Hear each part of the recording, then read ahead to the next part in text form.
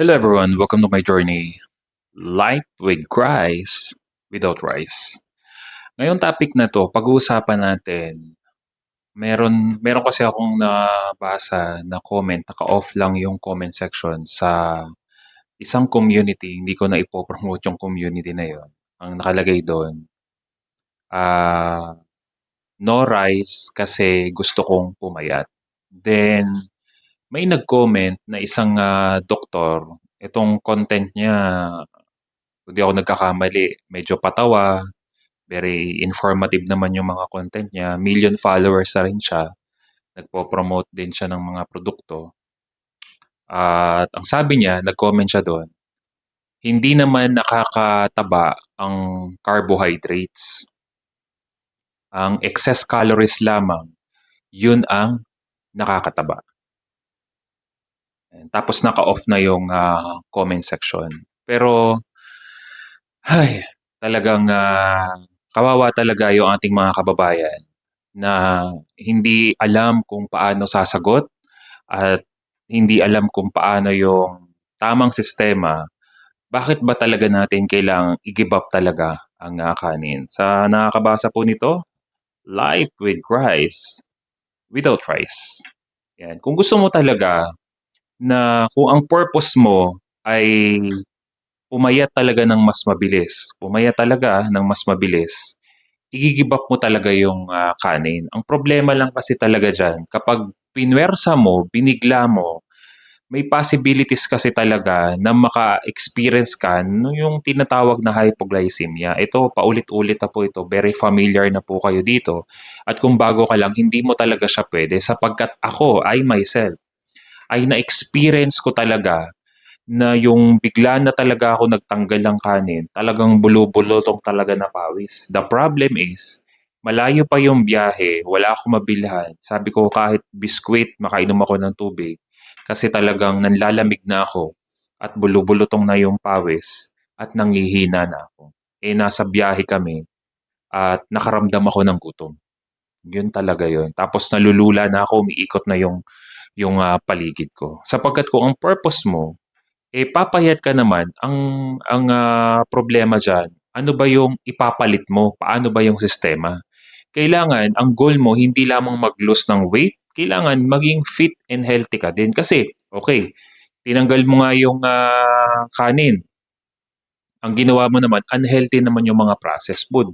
Mga processed food mo nandun pa din. Tinanggal mo si kanin, pero naka-milk tea pa ka pa rin, naka-pizza ka pa din, naka-cake ka pa rin, naka-chocolate ka pa din. May mga ang daming mga processed food na kinakain mo, as in literal na tinanggal mo lang si kanin pero dami mong kinakain na saging, may kamote ka pa, parang nag-alternate, kumakain ka ng mais, ang dami. Kumbaga, kung iisipin mo, literal na tinanggal mo lang si kanin, pero ano ba talaga ang totoo? Once na kumain ka talaga, para 'to sa mga rice lover ha, i-topic natin para sa mga rice lover. Kung ikaw talaga ay rice lover, eh, para mas maintindihan mo kung ikaw talaga is more on gaining weight ha, gaining weight.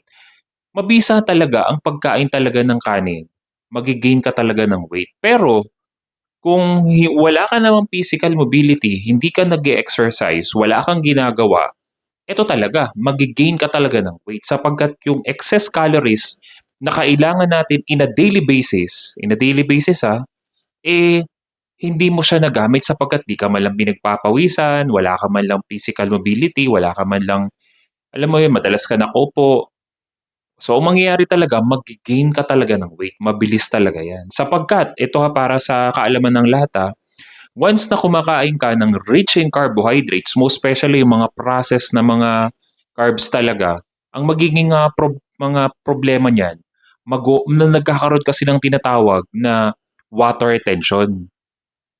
The more na kumakain ka ng carbs, nagkakaroon tayo ng tinatawag na water weight. Pakinggan niyo mabuti nagkakaroon ng tinatawag na water weight. Hindi ka lamang tumaba because of the excess calories na nagiging fat storage, tumataba ka na talaga, eh, dalawa yung reason ng pagtaba mo. Nagkakaroon ka ng fat and at the same time, nagkakaroon ka ng water weight. Ito na yung water retention. Ngayon, kung gusto mo talagang ma-less yung water retention, yung water weight mo, less carbs lang. Kaya nga itong low carbs, hindi naman literal na no carbs at all. Ano lang sila hangga't maaari talaga ay less carbs. Yung iba nagwa 1 cup of rice, yung iba ilang kutsara lang. At least talaga masabi lang talaga nila na may kanin sila. At yung iba talaga literal na tinanggal talaga yung kanin. Pero kailangan makakain ka ng more on na protein, small amount ng gulay, yan yung mga nasa low carbs. Pero sinasabi nga nila, alam naman natin yung mga followers natin na tayo ay carnivore. Carnivore, keto is one form of tawag nito low carbs. Okay, yan yung study ninyo, yan yung paniniwala at yan yung alam ninyo. Okay, eh pinaganda lang na kapag di sila naging matagumpay sa low carbs, ito na yung pinaka-extreme. Ito na nga yung carnivore way of eating. Pero ito yung ating community, Life with Christ Without Rice, hindi po tayo nakikisama sa mga community na yan, LCIF. Never akong nakikipag collab o anything dyan sa mga other community sapagkat paano naman kagaganahan sa mga ibang community?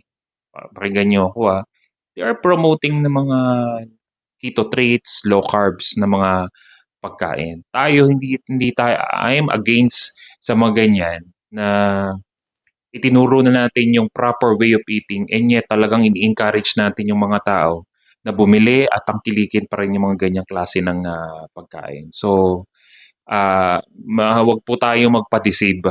Mag-focus pa rin kayo sa whole foods, yung talagang tunay na pagkain compare sa bigyan mo pa ng sarili mo na matikman pa yung mga pagkain na yan. So, ano yung point dito? Nakakataba ba ang carbohydrates? Yes po.